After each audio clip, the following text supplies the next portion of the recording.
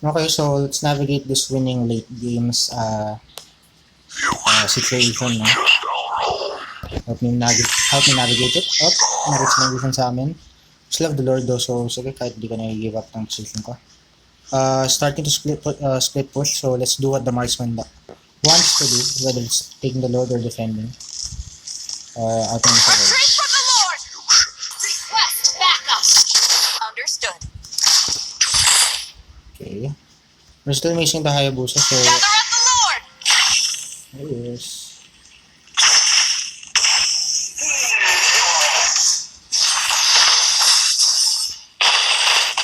An enemy has been slain! So because of that, we now have a winning Lord fight.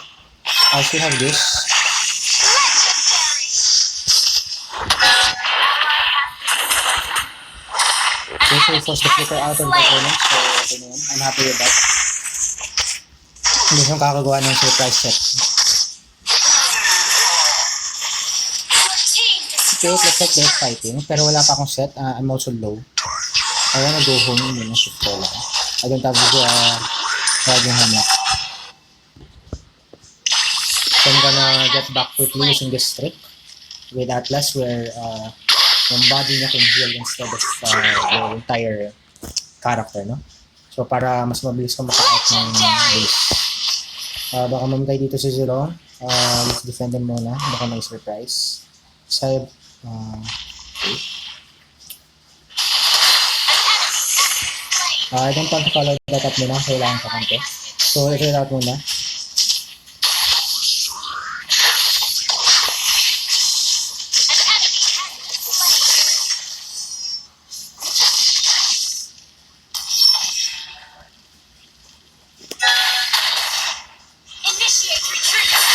Hopefully sa because of that feature sa ultimate.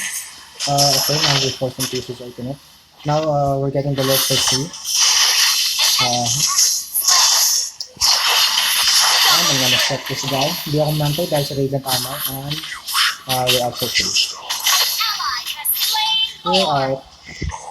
So now recover na lang ako. You see that the minion wave is hindi pa kasama yung Lord.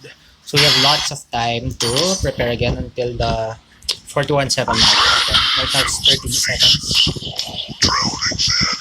Pero we cannot complete. Siguro sana. We won't need the... Ano. Siguro ito nilang kunin ko, no? Can I sell it? No, it's not good enough yet. Alright na. I'm gonna prioritize this item. I'm gonna wait for the good moment for set. Okay, then may kasama kami lahat. Although pwede pa akong ultihan na ito na ito.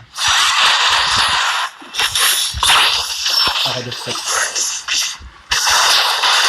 Okay. I know he's gonna do that. I'm gonna bring everyone out. Let them play. And we win. Nice. Quickly, guys.